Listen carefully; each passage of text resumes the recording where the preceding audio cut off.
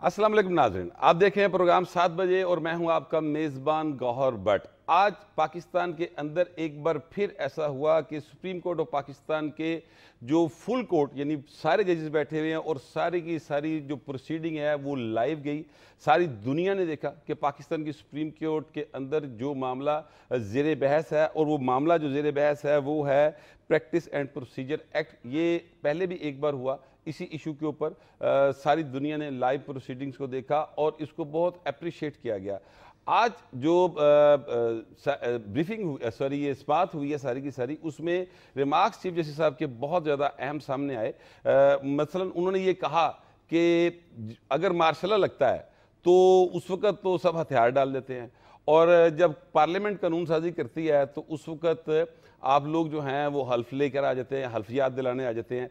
इसी तरह जो भी उनके रिमार्क्स थे और जो माहौल था पूरे का पूरा कोर्ट रूम का, उस पर हम बात करेंगे। साथ ही साथ राना सनाउल्लाह साहब ने भी नवाज शरीफ साहब की आमद के हवाले से कुछ बातें की हैं, उस पर बात करेंगे। इन सारे इशूज़ पर बात करने के लिए हमारे साथ कराची से शहला रज़ा, पाकिस्तान पीपल्स पार्टी की सीनियर रहनुमा, वो होंगी, और स्टूडियोज़ में हमारे साथ मौजूद हैं मोहम्मद मैदी साहब, मुस्लिम लीग नून के सीनियर रहनुमा, उनके साथ मुबशर बुखारी साहब हैं जो कि सीनियर तज्ज़ियाकार हैं और सीनियर सहाफ़ी हैं, और उनके साथ अहमद वलीद साहब हैं, सीनियर तज्ज़ियाकार और सीनियर सहाफ़ी हैं। जबकि हमें इस्लामाबाद से जो हैं इरफान कादर साहब भी टेलीफोन लाइन पर ज्वाइन करेंगे। और उससे पहले हम कोशिश कर रहे हैं कि हमारी बात जो है वो हमारे जो टीवी के सीनियर रिपोर्टर हैं पीटीवी के, इजाज़ साहब, जो सुप्रीम कोर्ट में सुबह से थे और उन्होंने पूरा कवर किया है, उनसे हो जाए। और जैसे ही उनसे रब्ता होगा तो उनसे भी पूछेंगे कि माहौल कैसा रहा।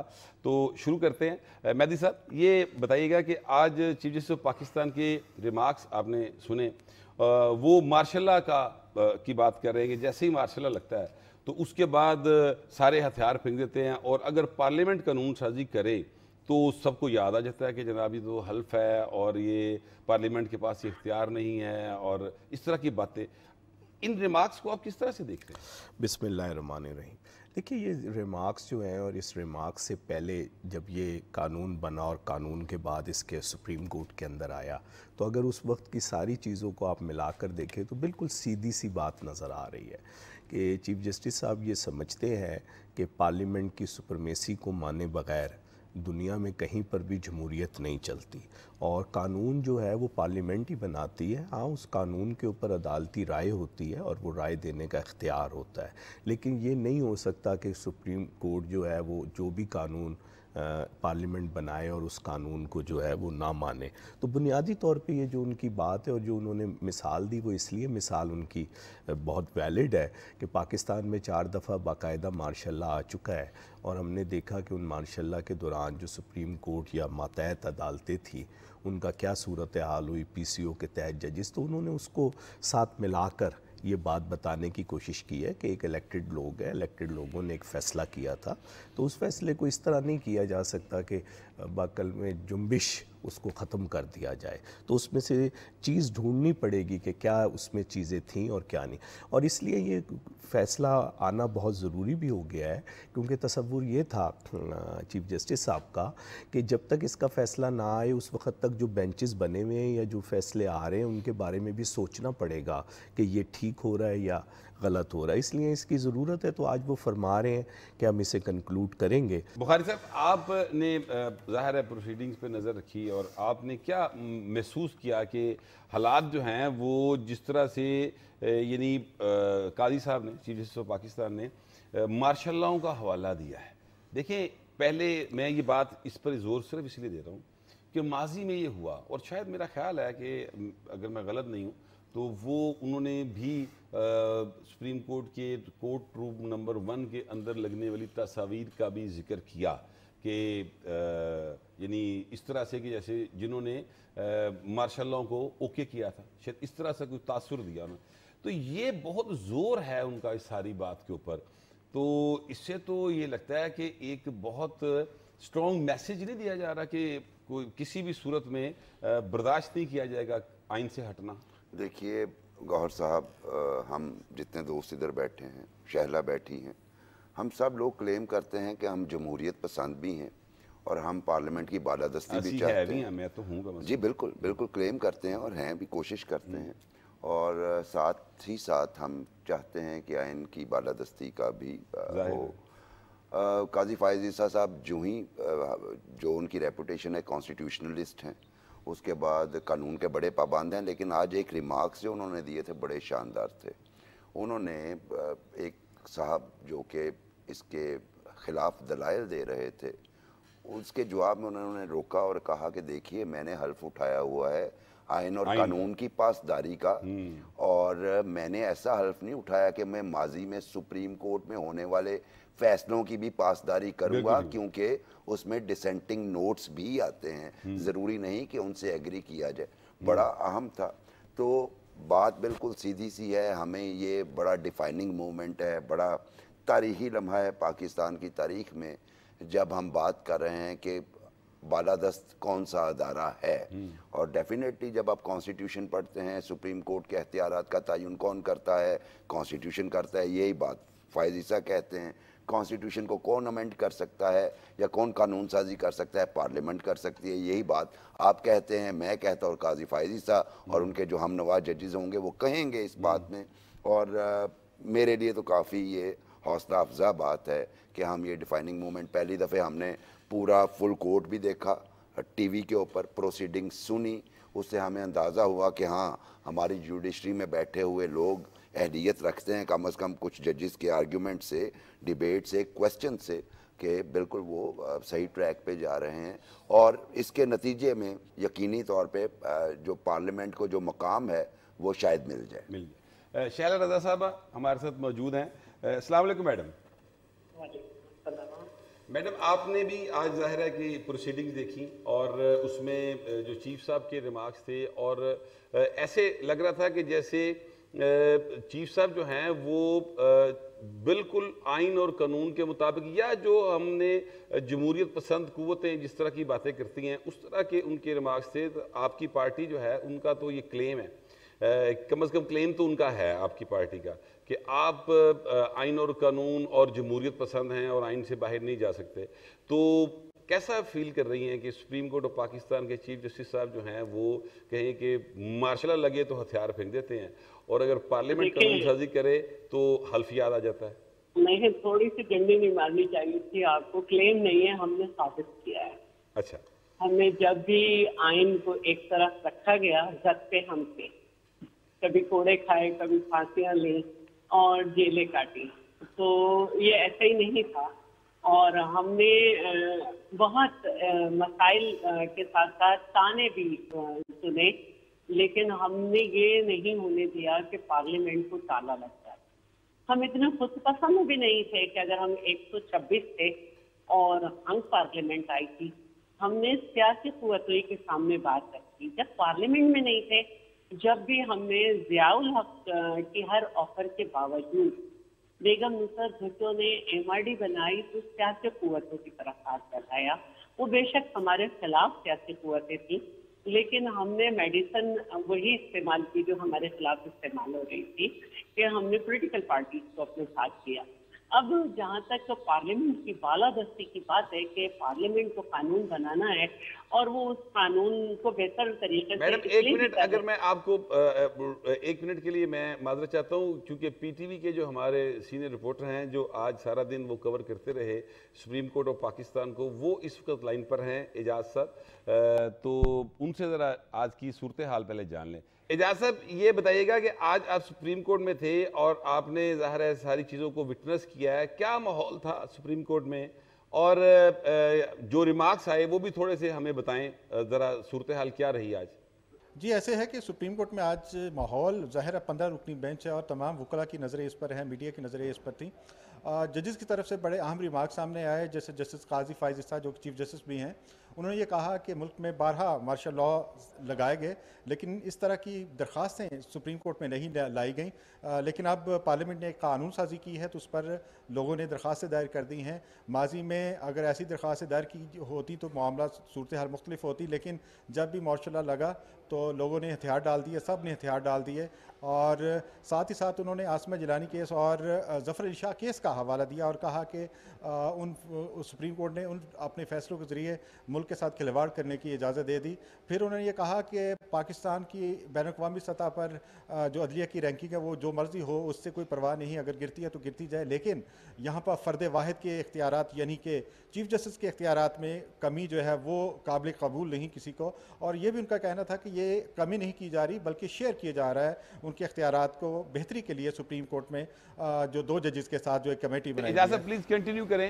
जी, मैं आपको ये बता रहा था कि आज की जो माहौल था अदालत का वो बड़ा इस लिहाज से काफ़ी अहम, आप इसको प्रोसीडिंग को कह सकते हैं।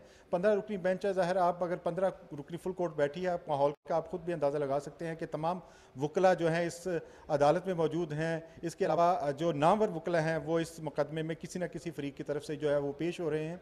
आज जो काफ़ी अहम रिमार्क सामने है, सबसे पहले तो काजी फाइज इस्सा जो चीफ जस्टिस है उनका ये कहना है कि जो है जो वकला हैं वो सही तरह से जो अक्सरियत है जजेस की या अदलिया की अदालत की अक्सरियत है उसको मुतासर करने में, कायल करने में नाकाम रहे हैं। साथ ही साथ चीफ जस्टिस का ये भी कहना था कि पार्लियामेंट ने एक कानून साजी की जिस पर बहुत से लोग जो है वो दरख्वास्तें लेकर सुप्रीम कोर्ट में आ गए, लेकिन इससे कबल मार्शल लॉज इस मुल्क में लगते रहे, लेकिन लोगों ने हथियार डाल दिए, सब ने हथियार डाल दिए और इस तरह की दरख्वास्तें उस वक्त नहीं लाई गई। साथ ही साथ उन्होंने तस्वीरों का हवाला दिया जो कि मुख्तलिफ चीफ जस्टिस साहिबान की कोर्ट नंबर 1 में लगी हुई हैं। उनका ये कहना था कि यहाँ तस्वीरें आवेज़ हैं, लेकिन यह है कि माजी में जब भी मार्शल लॉ लगा तो जो अपना हलफ है वो लोग भूल जाते हैं। उन्होंने फ़र्द वाहिद की भी जो है वो इख्तियारात का जिक्र किया और ये कहा कि बैन-अक़वामी सतह पर पाकिस्तान की अदलिया का रैंकिंग नीचे गिरता तो गिरता जाए, लेकिन यहाँ लोगों को चीफ जस्टिस के इख्तियारात में कमी जो है वो काबिल कबूल नहीं। उनका ये कहना था कि जो है ये कमी नहीं की जा रही इख्तियारात में, बल्कि इख्तियारात को मज़ीद बेहतर बनाने के लिए उनको 2 जजेस साथ और उनके जो है वो इस इख्तियारात को बांट कर इस्तेमाल करेंगे जिससे मज़ीद बेहतरी आएगी। उनका ये कहना था कि माजी में भी फ़र्द वाहिद की वजह से इस मुल्क का जो है वो सत्यानाश हुआ और अभी भी इस मुल्क में फ़र्द वाहिद के इख्तियारात को चाहा जा रहा है। जी, बहुत शुक्रिया एजाज साहब, आपने हमें अपनी रिपोर्ट से आगाह किया। अहमद वलीद साहब ये सुना कि क्या उन्होंने रिपोर्ट किया, किस तरीके से चीफ जस्टिस साहब के जो गुफ्तगू थी और माहौल था, तो वो तो बड़ी सीधी सी बातें चीफ साहब ने की हैं। कैसे देखते हैं? देखें, एक तो उन्होंने बड़ा वाज़ेह तौर पर कहा कि जब इख्तियार फ़र्द वाहिद की बजाय अगर तकसीम किया जा रहा है तो इसमें किसी को क्या मसला है, इख्तियारात छीने तो नहीं जा रहे। तो दूसरी बात यह कि क्या अगर ऐसी अमेंडमेंट या ऐसा लॉ जिसमें to ensure to secure access to justice है तो फिर उसमें हमें क्या एतराज़ होना चाहिए। यानी अब जो आर्गूमेंट्स दिए जा रहे हैं कि जी सुप्रीम कोर्ट जो है उसके जो प्रोसीजर्स हैं, रूल्स हैं, वो पार्लियामेंट नहीं कर सकती, उसमें कोई तब्दीली नहीं ला सकती, तो उसमें अब ये बहस हो रही है। दूसरा ये था कि जो पार्लियामेंट की लेजिस्लेशन का राइट है क्या वो मतलब अंडरमाइन हो रहा है, यानी इस आर्गूमेंट के साथ कि जी इसका इख्तियार नहीं है। यानी जो हेयरिंग चल रही है उसमें ऑब्वियसली एक बड़ी क्लियर लाइन आएगी सामने कि जी पार्लियामेंट का इख्तियार है या नहीं। वली साहब इस वक्त शैला रज़ा साहब एक दफ़ा फिर लाइन पर मौजूद हैं, तो उनसे बात कर लें, वरना शिकवा जो है वो वहाँ से ना आ जाए, कराची से कहीं। तो मैडम, एजाज साहब ने बताया है कि जो हैं अपना चीफ जस्टिस साहब, उन्होंने ये कहा है कि जनाब उन तस्वीर का भी हवाला दिया जो वहाँ पर साबिक़ चीफ जस्टिस साहबान की लगी हुई हैं, और उन्होंने कहा कि जब कोई मार्शल लॉ लगता है तो फिर सारे हलफ भूल जाते हैं। तो इस पर आप कमेंट कर रही थी, मैं चाह रहा हूँ आप उस कमेंट को ज़रा कंप्लीट कर ले पहले। बिल्कुल, तो मैं यही कह रही थी कि हमने आपको पहले तो आपकी बात जो आप कर रहे थे क्लेम की, तो मैंने कहा था देखिए हम क्लेम नहीं करते, हमने अपने अमल से साबित किया है। अब देखिए अद्भुत नोटिस केसेस जो हैं इसमें बहुत ज़्यादा ये महसूस किया गया कि सिविलियन गवर्नमेंट को चलने नहीं दिया जा रहा। सुबह शाम हमने माजी में देखा कि जैसे दवा के 3 डोज होते हैं, सुबह शाम दोपहर, ऐसे नोटिस दिए जाते थे। और फिर ये भी हुआ कि इसकी वजह से सियासी हुकूमतों को बहुत नुकसान पहुंचा। तो बात यहाँ से शुरू हुई थी कि जी 3 जज बैठते हैं और खुद नोटिस ले लेते हैं, और आज भी बात यहीं पर तक पहुंची जो मैंने देखा कि जी अगर फुल कोर्ट बैठ जाएगा तो फिर अपील कैसे होगी। तो फिर हुआ कि अभी तो अपील का हक ही नहीं है, अभी तो हम अपील की बात कर रहे हैं। 3 बैठेंगे तो अगर फुल कोर्ट फैसला देगा तो बात ही खत्म हो जाएगी, लेकिन फुल कोर्ट का तो रिवाज नहीं था। तो अच्छी एक दिलचस्प सूरत हाल है। और जहाँ तक उसमें ये बात तक उठाई गई कि इख्तियारात बढ़ाने की बात हो रही है, कम होने की तो नहीं हो रही। जिस तरह एक पार्लियामेंट जो है उसमें कैबिनेट के अंदर वजीर आजम एक्चुअली मेरा ख्याल ये है शैलजा साहब अपने कि कैबिनेट से बात करता है। आज जो चीफ साहब कह रहे थे ना, मेरा ख्याल है वो इस राइट को तस्लीम कर रहे हैं कि पार्लियामेंट का ये इख्तियार है कि वो रूल्स बनाए, वो और वो कानून साजी करे, लेजिस्लेशन करे। बिल्कुल, उस पर ये बात हुई कि लेजिस्लेटिव लिस्ट, तो उससे भी मैंने देखा कि बड़ा एक अच्छा उन्होंने जवाब दिया कि इसका मतलब है कि हम फला में नहीं जा सकते, हम फलाना काम नहीं कर सकते क्योंकि ये हमारी लेजिस्लेटिव लिस्ट में नहीं है। तो वक्त के साथ आपको ये तस्लीम करना होगा कि किसका क्या काम है और किसको किस तरह से करना है और हमारा क्या काम है और हम किस तरह लोगों को फैसिलिटेट कर सकते हैं, ज़्यादा से ज़्यादा जस्टिस में आसानियाँ कर सकते हैं। तो ये एक अच्छा मुझे लग रहा है। और इससे पहले जो मेरे पार्टिसिपेंट्स बोले, मैंने बहुत उनसे सीखा भी और सुन भी रही हूँ, इसलिए और जिस तरह से इस प्रोग्राम में बात हुई उससे मैं और सीख रही हूँ कि किस तरह से जो है वो एम्पावर्ड किया जा रहा है। और ये बात के जब भी माशाल्लाह लगा किस तरह से जो है लेजिटिमाइज किया गया उसको, ये हमारे सामने है। और आज जब हम एम्पावरमेंट की बात कर रहे हैं तो हमें वो वक्त भी याद आता है जब 3 साल के इख्तियारात दे दिए जाते थे, कि इख्तियार दे दिए गए थे कि आप आइन को एक तरफ रख दें और जो दिल चाहे आपका करें। तो आज वक्त आ गया है और उसी की वजह से आज हमने देखा कि नैब जैसे कवानीन है जिनको अगर बात की जाए कि ये बुनियादी आइन से, लेकिन नैब की जो तरमीम आपने देखें, जो नैब की तरमीम आपकी यानी आपकी और मुस्लिम लीग नून की गवर्नमेंट ने की थी तरमीम, उनको तो सुप्रीम कोर्ट ऑफ पाकिस्तान ने खत्म कर दिया। मैं कुछ और कहना चाह रही हूँ जी, मैं कुछ और कहना चाह रही हूँ। मतलब ये कि हम जो हमारी इलेक्टेड पार्लियामेंट जो है, अगर वो कोई लेजिस्लेशन करे तो उसको चैलेंज किया जाता है। और एक गलत और सही में मैं अभी नहीं जा रही, एक ऑर्डिनेंस के थ्रू नैब को इंट्रोड्यूस कराया जाता है और उसको कहा जाता है, सब मानते हैं कि उसमें बहुत सारे शिक्के, बुनियादी शिक्के आइन के मुतसादिम हैं, लेकिन उसको करते करते करते कहाँ तक हमें मुश्किल पड़ती है। या एक डिक्टेटर अगर हुदूद ऑर्डिनेंस लगाता है तो उसको खत्म करने में कितनी एक पार्लियामेंट को मुश्किल होती है। तो ये वाकई सच है कि जब एक डिक्टेटर आता है तो हर तरफ से हथियार फेंक दिए जाते हैं और कोई चीज चैलेंज नहीं की जाती। जी जी जी, बुखारी साहब आप कुछ कहना चाह रहे थे? बहुत ही अच्छा पॉइंट शहला ने बताया कि कानून साजी का इख्तियार सिर्फ पार्लियामेंट को होना चाहिए। और दूसरी बात ये कि अज़हुद नोटिस का मामला जो है, हम हमेशा उसे क्रिटिसाइज़ करते रहे हैं कि फ़र्द वाहिद का इख्तियार नहीं होना चाहिए। हमारे पाकिस्तान बार काउंसिल ने उस पर लिखा, बाकायदा recommendation the supreme court of Pakistan को, लेकिन नहीं फुल कोर्ट इजलास बुलाया गया। अभी पिछले हिस्से में 89 सुओ मोटो नोटिस दिए गए 2008 से 2013 के दरमियान।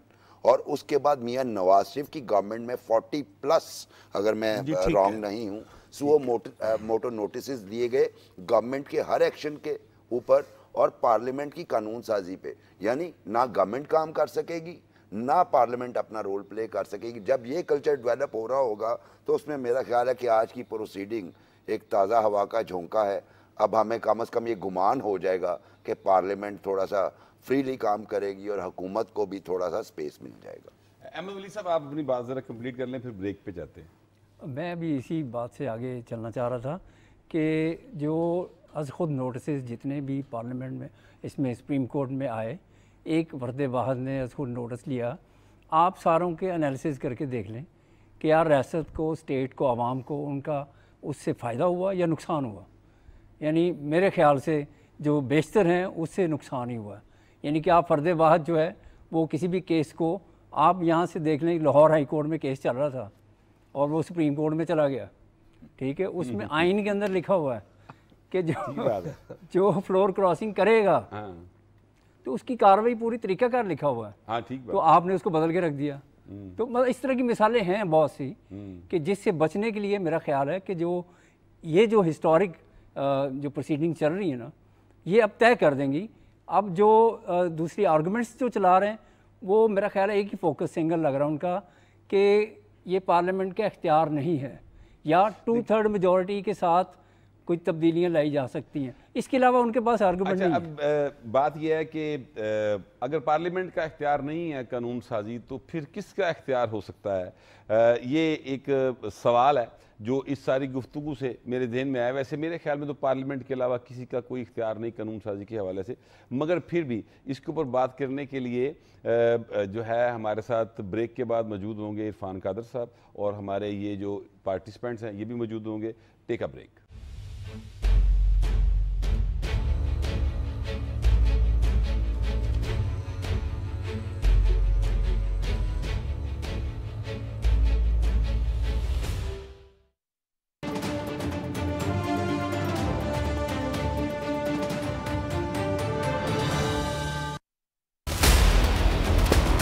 दुनियाए क्रिकेट के चमकते सितारे, एक से बढ़कर एक, चैंपियंस बनने के लिए सर तोड़ बाजी लगाने के लिए तैयार। मुकाबला होगा धमाकेदार, विकेटें गिरेंगी, छक्के लगेंगे, चौकों की होगी भरमार। आखिर कौन बनेगा दुनियाई क्रिकेट का सुल्तान? ICC men's cricket world cup 2023, October 5th until November 19th, live on PTV Sports.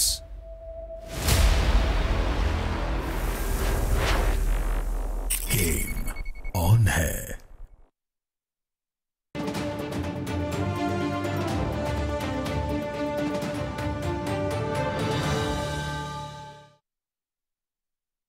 अल्लाहु अकबर, अल्लाहु अकबर,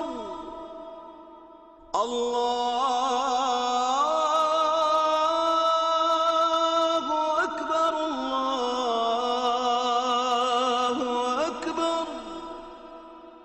अशहदु अन ला इलाहा इल्लल्लाह,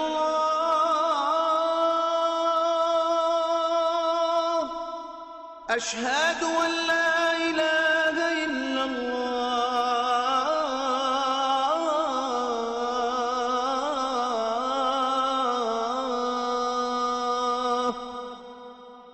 अशहदु अन्न मुहम्मदर रसूलुल्लाह, अशहदु अन्न मुहम्मदर रसूलुल्लाह।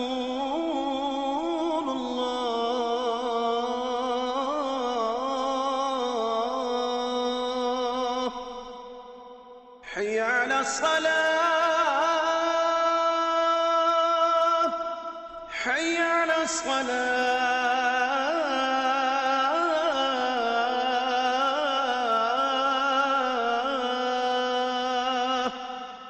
हय्य अला फलाह, हय्य अला फलाह।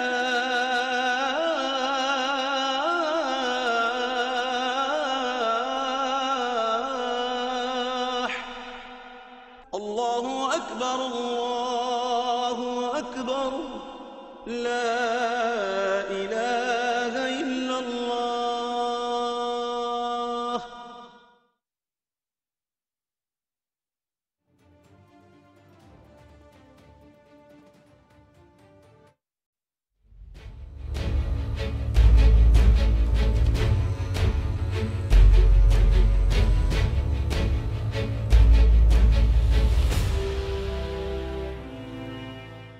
Welcome back. हमारे साथ इस वक्त पाकिस्तान के साबिक अटार्नी जनरल इरफान कादर साहब, मरूफ कानूनदान हैं, किसी तारीफ के मुहताज नहीं, वो हमारे साथ टेलीफोन लाइन पर मौजूद हैं। सर थैंक यू, आपने हमारे लिए वक्त निकाला।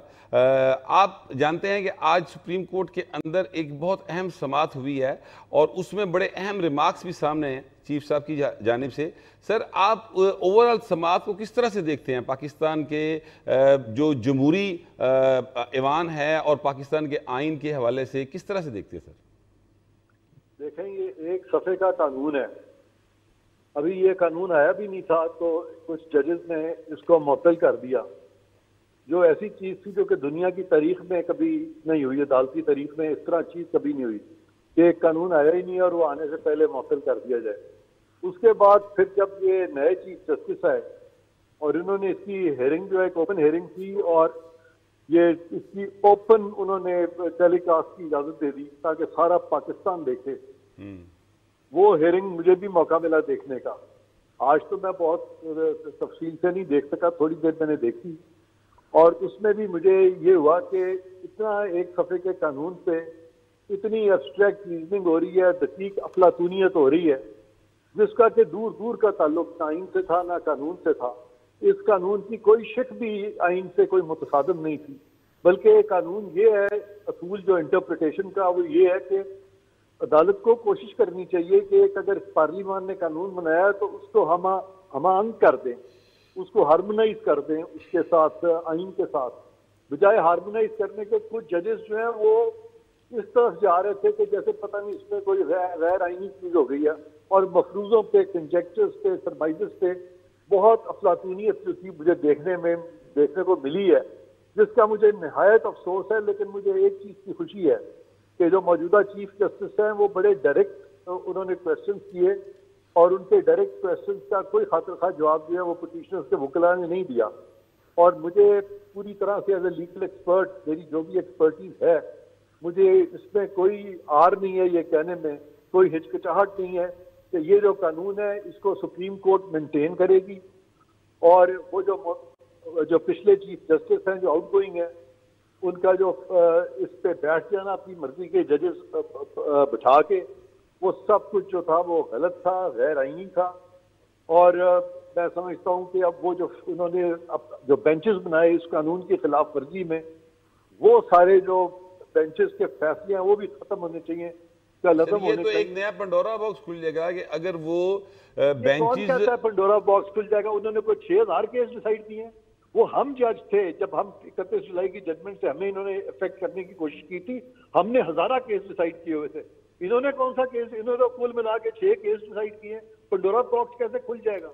कोई नहीं खुलेगा पंडोरा बॉक्स। तो आप ये समझते हैं सर कि वो जो सारे वो बेंचेस चूंकि गलत बने थे, अब तो उनको फैसले भी खत्म हो जाएंगे, उससे सब खत्म होने चाहिए। मुझे नहीं पता होंगे कि नहीं, लेकिन होने चाहिए खत्म सारे। मैं आपको बताता हूँ ना, जब मैं 31 जुलाई की जजमेंट से जब उन्होंने हमें बहुत सरों को उठाया था तो मेरे अकेले के जो 1000 से ज्यादा केस थे उनको नहीं खत्म कर सकते थे। वहां तो पंडोरा बॉक्स खुलना था। और प्लस वो हमारे फैसले सही थे, इनको पता था कि अगर वो फैसले इनको करने पड़ गए तो अदलिया जो है 20 साल पीछे चली जाती उस वक्त। अब वो सूरत हाल नहीं। अब तो ये सारे कुल मिला के 8-10 केसेस है जिन्होंने डिसाइड किए, उससे ज्यादा तो उन्होंने यही नहीं, 8-10 भी मेरा ख्याल है, मैं ज्यादा फिगर आपको बता रहा हूँ। ओके, तो पंडोरा बॉक्स नहीं खुलेगा इससे। तो थैंक यू इरफान कादर साहब, आपने हमारे लिए वक्त निकाला। तो मेहदी सर ये बताइएगा, आपने इरफान कादर साहब की बात सुनी, वो तो एक नई बात कर रहे हैं। वो कह रहे हैं कि ये तो जितने बेंचेस पहले बने चूंकि वो गलत बने तो सारे के सारे वो उनके फैसले भी गलत, तो वो तो बिल्कुल मतलब जीरो तो केस ले आना चाह रहे हैं। क्या आप समझते इस बारे में? मैंने तो अपनी गुफ्तगू में शुरू में यही अर्ज़ की थी कि ये जो है ये आज का जो फ़ैसला होगा या जो कल या जिस वक्त भी आएगा तो ये असल में उन चीज़ों को भी अपने साथ रखेगा कि जो मेरा ख्याल है शायद 6 केसेस हैं जिसको इस तरह करके उन्होंने अदालतों के अंदर वो दिए हैं फ़ैसले।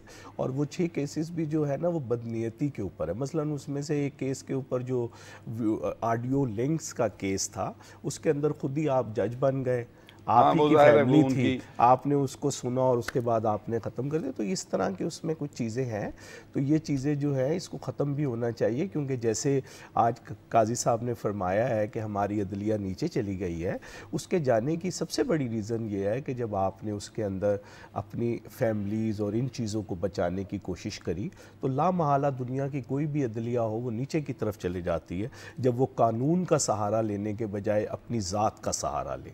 और क्योंकि ये एक पुराना सिलसिला चल रहा है, इसके अंदर आप देखिए स्टील मिल के केस से आप शुरू हो जाए, जो बुखारी साहब ने बात करी थी सो मोटो की, और इस वाले केस तक आ जाए, ये सास साहिबा वाले केस तक, तो आप इस सब में देखेंगे तो इसमें कौम का जो है वो नुकसान ही हुआ है, फ़ायदा किसी के अंदर नहीं हुआ। देखिए ना, अब आप रेकोडिक को बेचने के लिए निकले हुए हैं, दोबारा से उसके लिए पार्टी ढूंढ रहे। उस वक्त पार्टी आ गई थी, उसने काम शुरू कर दिया था, आपने उसे भगा दिया, वो इंटरनेशनल कोर्ट में चले गई, बड़ा नुकसान हुआ तो वो एक अजीब गरीब सूरत हाल पैदा हो गई। अब आप उसी के लिए भाग रहे हैं। तो मकसद कहने का ये है कि इरफान कादिर साहब की बात गलत नहीं है, वो दुरुस्त बात कह रहे हैं कि अगर ये फैसला आ जाता है, जिसकी उम्मीद है कि ये मेंटेन होगा जो कानून बना है, अगर ये होता है तो फिर लामहला जो केसेस इसके बाद फैसले हुए उनको ख़त्म होना चाहिए और एक नए सिरे से जो है वो सिलसिले को शुरू होना चाहिए। बुखारी साहब, मामला ये है कि काजी फैसल साहब ने एक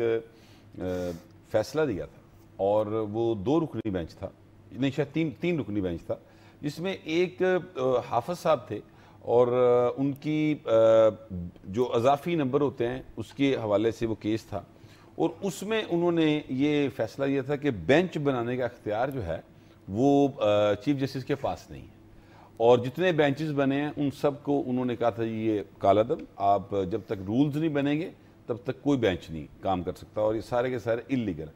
फिर हुआ ये कि उसको पहले एक प्रेस रिलीज के ज़रिए, रजिस्ट्रार की प्रेस रिलीज के ज़रिए उनको उस फैसले को ख़त्म करने की कोशिश की गई। फिर 6 रुकनी बेंच बना, 6 रुकनी बेंच ने उसको जो है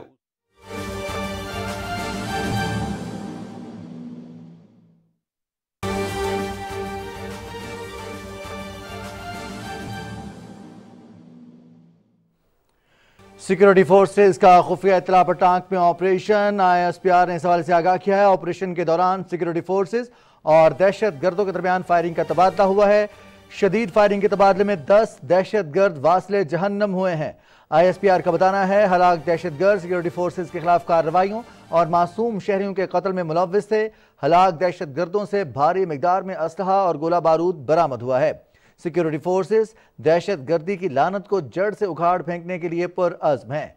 ISPR का बताना है सिक्योरिटी फोर्सेज ने खुफिया इत्तला पर टांक में ऑपरेशन किया है। इस ऑपरेशन के दौरान सिक्योरिटी फोर्सेज और दहशत गर्दों के दरमियान फायरिंग का तबादला हुआ है। शदीद फायरिंग के तबादले में 10 दहशत गर्द वासले जहन्नुम कर दिए गए हैं। हलाक दहशत गर्द सिक्योरिटी फोर्सेज के खिलाफ कार्रवाइयों और मासूम शहरियों के कत्ल में मुलव्विस थे। हलाक दहशत गर्दों से भारी मिकदार में असलहा और गोला बारूद भी बरामद हुआ है। सिक्योरिटी फोर्सेस दहशत गर्दी की लानत को जड़ से उखाड़ फेंकने के लिए पुरअज़्म है। ISPR का कहना है सिक्योरिटी फोर्सेस का खुफिया इत्तला पर टांक में ऑपरेशन, इस ऑपरेशन के दौरान सिक्योरिटी फोर्सेस और दहशत गर्दों के दरमियान फायरिंग का तबादला भी हुआ है। न्यूज़ स्टूडियो से अब तक के लिए इतना ही।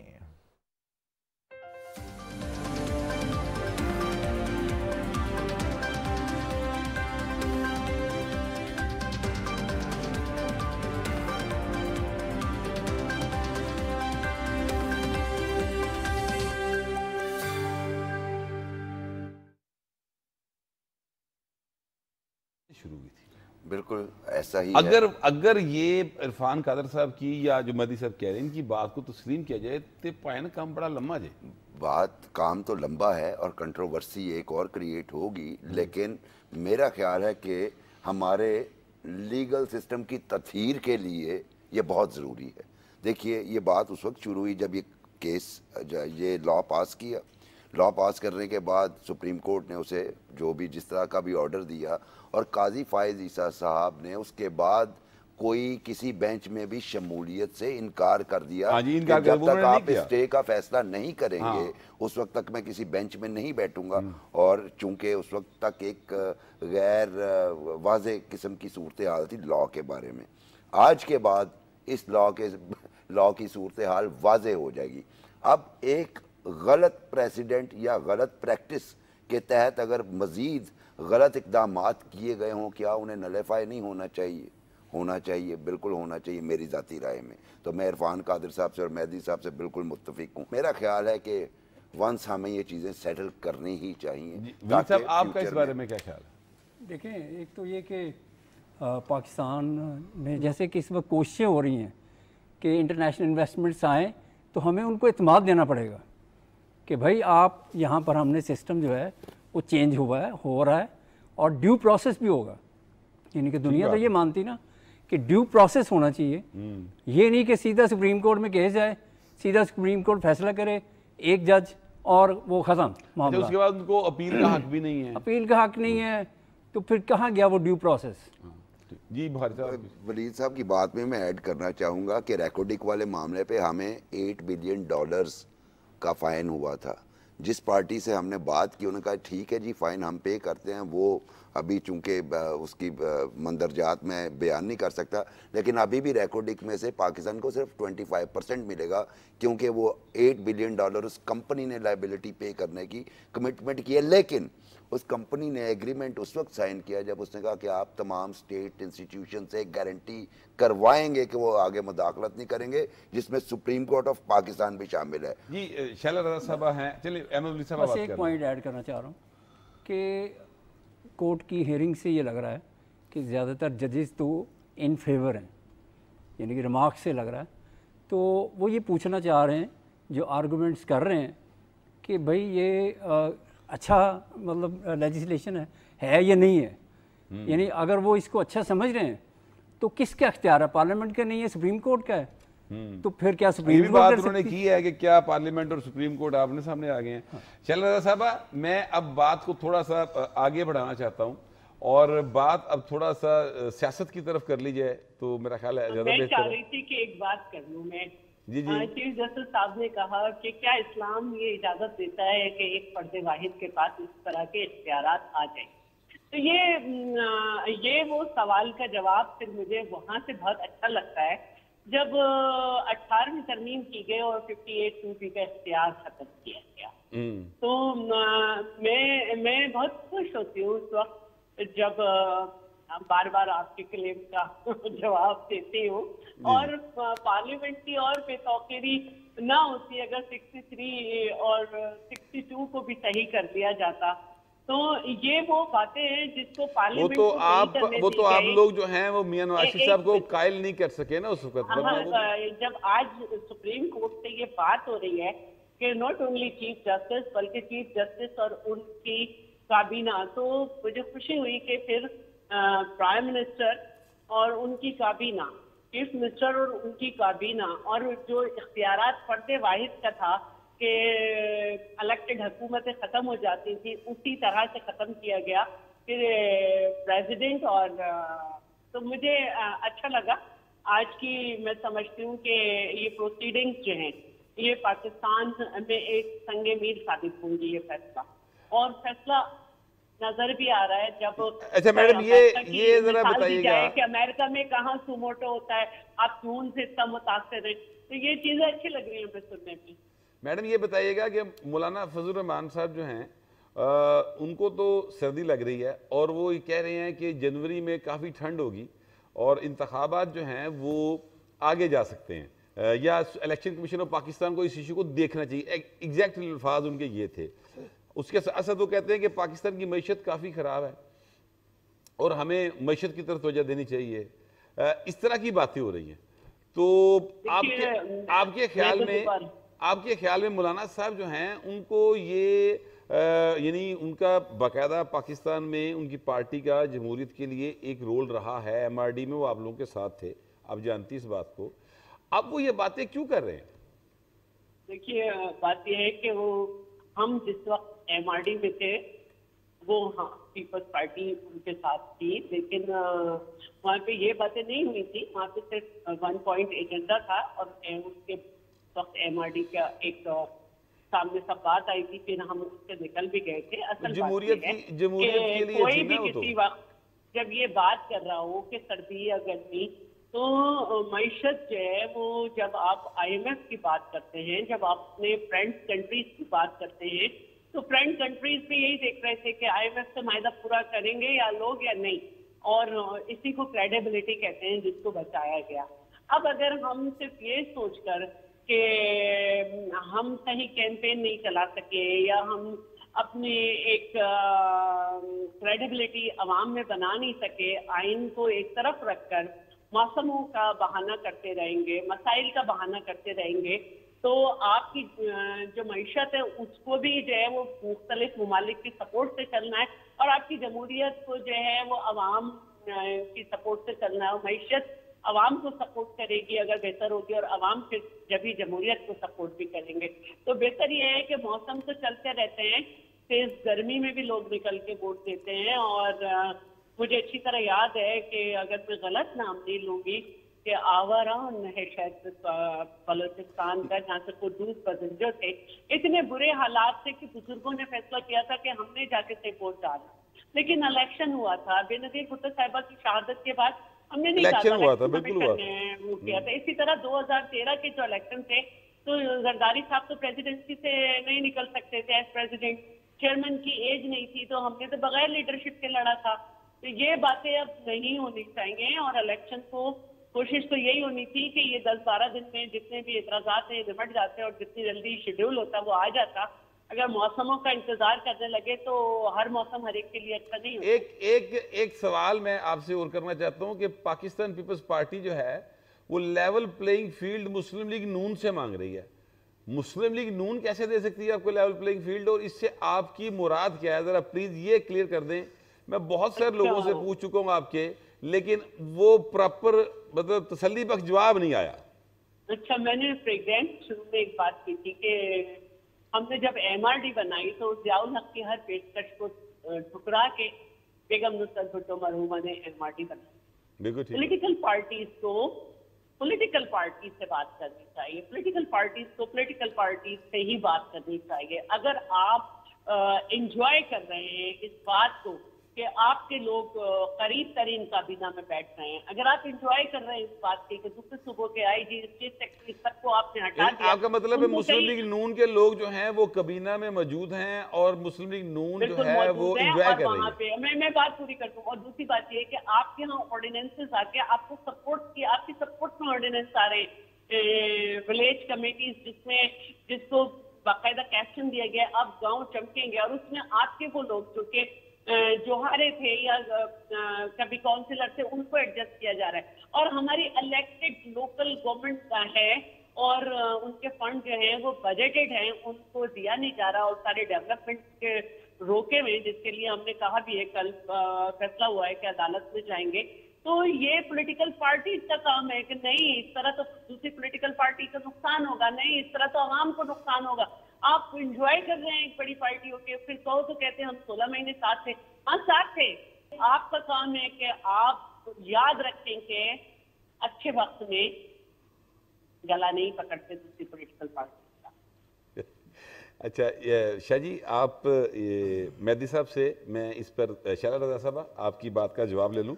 ये बताइएगा कि ये जो मुस्लिम लीग नून है ये इस वक्त हुकूमत में नहीं भी है और हुकूमत में भी है। आपकी लोग जो हैं वो शाह रज़ा साहब बता रही हैं कि वो काबीना का हिस्सा भी हैं, और आप जो है इंजॉय कर रही है आपकी पार्टी पूरा।